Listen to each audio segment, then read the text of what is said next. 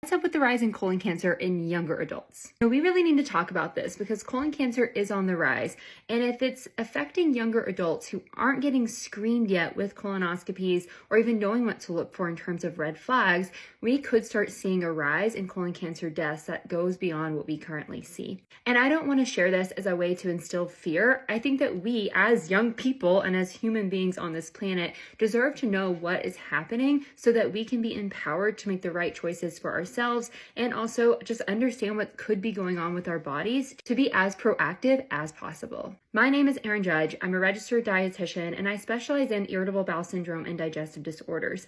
I've been specializing in GI for over 6 years, and so I've personally seen this rise of colon cancer and this being talked about more than it ever had in my training before. I also have lived with IBS since I was a kid, and so I have been uniquely aware of any sensation or risk that may be going on in my body. And while those with IBS are always told that their risk of colon cancer is not increased because of IBS, seeing colon cancer on the rise and seeing some of the symptoms overlap with those of IBS makes me really nervous personally and makes me extra cautious for my patients. So why is colon cancer on the rise? The truth is, we don't actually know, but if we look at how life has changed, and even looking at the rise in metabolic disease, like what we see with diabetes, cardiovascular disease, some of these other complications of health that are also impacting younger individuals, we can see some commonalities in these risk factors.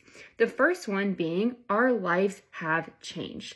We are not moving as much as maybe we had in the past or our ancestors had, or even some countries where they're not seeing as much of this rise in colon cancer. And we know that our bodies love movement, and that's really important to have more movement and to support the metabolism in that way. Our diets have also changed. We as a society eat more processed foods than maybe we had previously. And this is great to meet the needs and nutrition needs of families on a very surface level. But with the rise of processed foods has also led to nutrient poor diets and a rise in fat intake. And there may be a role in highly processed meats and even saturated fat and the rise of colon cancer. Does this mean you need to be a vegan tomorrow? Absolutely not. But this does mean that maybe finding more convenience foods that aren't as highly processed could be a way to reduce this risk. Another factor that has also been very much on the rise since the COVID pandemic is alcohol intake. We know that alcohol disrupts the gut environment. And while we don't fully understand how the increase in alcohol intake, especially among young individuals, what we also see in women in this rise of liver cirrhosis, we don't exactly know how that is fully 100% linked to the colon cancer rise.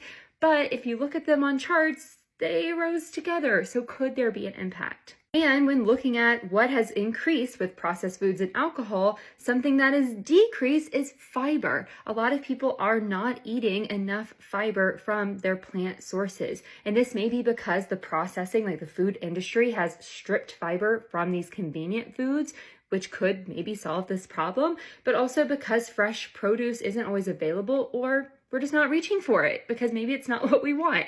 And that is a problem because our gut needs these fiber sources to maintain that healthy, balanced environment that we're looking for that might help them prevent colon cancer. And of course, we can't talk about diet without also addressing stress, right? Since the COVID pandemic, and even before that, we have seen an increase in stress. There have been wars. There is issues with our economy. There's a lot going on that we as human beings, especially younger individuals, are facing and dealing with every single day. And that is increasing the stress load on each person, which is impacting their sleep, impacting their ability to have self-care. And all of that can possibly impact their health and what is going on inside of their bodies. And there is the environment. This part we're not 100% aware of, but could there be a potential role in exposure to environmental toxins and pollution that could be playing a role in the rise of cancer across the board, like with breast cancer and even looking at colon cancer now?